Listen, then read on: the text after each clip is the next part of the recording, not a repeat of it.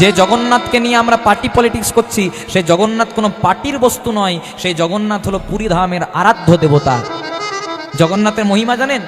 পুরীধাম যাবেন, একসঙ্গে 7-8টা পাত্রে রান্না হয়, তারও বেশি বরং। নিয়ম অনুসারে যেটা নিচে আগে থাকে তাতে আঁচ বেশি লাগে, তাতে আগে রান্না হওয়া দরকার। কিন্তু জগন্নাথের ওপার মহিমায় যেটা সবচেয়ে ওপরে থাকে তাতে আগে রান্না হয় না। তাই গৌরানন্দে হরি বল। এটা পুরীতে পাবেন, দীঘাতে পাবেন না।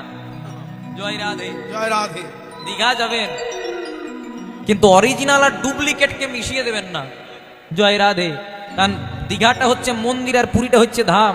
4 যুগে 4টি ধাম, সত্য যুগে বদ্রীনাথ, ত্রেতা যুগে রামেশ্বরম, তাপর যুগে দ্বারিকাপুরী, আর কলি যুগের ধাম পুরী।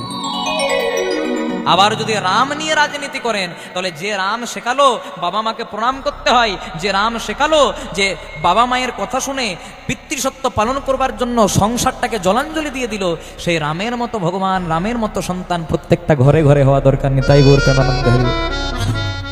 তাই রামকে যেমন ভালোবাসবেন, জগন্নাথকেও তেমনি ভালোবাসবেন। আবার এইসব বললে আমাদেরকে অনেকে বলে পার্টির লোক। জয় রাধে। আমরা না তৃণমূল পার্টি, আমরা না বিজেপি পার্টি, আমাদের একটাই পরিচয়, আমরা কীর্তন পার্টি। জয় রাধে। তাই গৌর প্রেমানন্দে হরি হরি বল। তাই আজকে জয়দেব গোস্বামী বনের মাঝ রাস্তায় এসে ডাকতে শুরু করেছে মধুসূদন, মধুসূদন, মধুসূদন বলে যেই না ডেকে দিয়েছে, ভগবান মনে মনে চিন্তা করলেন, কে ডাকে আমায়? এত প্রেম, এত ভক্তি, এত অনুরাগ দিয়ে কে ডাকে আমায়?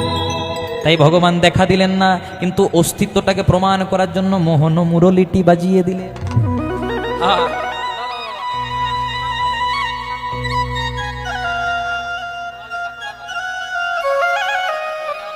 জয় রাধে। আর যেই না বাঁশিটি বাজিয়ে দিয়েছে, যে জয়দেবের ভালো করে বর্ণ পরিচয় হয় নাই, সে জয়দেব গীত গোবিন্দের প্রথম শ্লোক লিখছে, মধুরম মধুরম মধুরতি মধুরম অপরূপ মুরলী নাদ।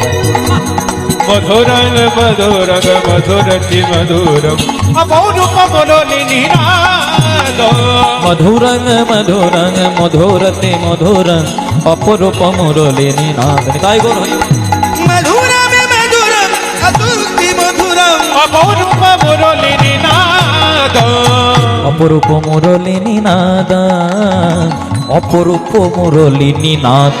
ওই না অপরূপ মুরলী নাদ, অপরূপ মুরলী নাদ। অপরূপ মুরলী নাদ, অপরূপ মুরলী নাদ।